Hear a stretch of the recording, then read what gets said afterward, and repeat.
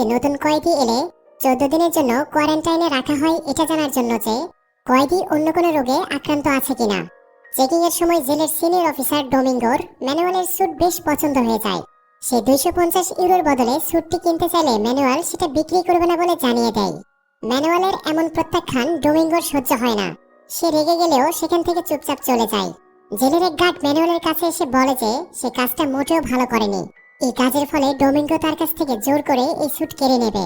তাছাড়া ম্যানুয়াল যদি স্যুটটি বিক্রি করে দিত তাহলে টাকা দিয়ে সে নিজের প্রয়োজনীয় সকল জিনিস জেলের ভেতরেই কিনতে পারত।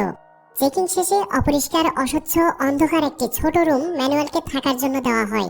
সাথে দেওয়া হয় নোংরা গন্ধযুক্ত একটা কম্বল এবং আধা বালতি ময়লা পানি।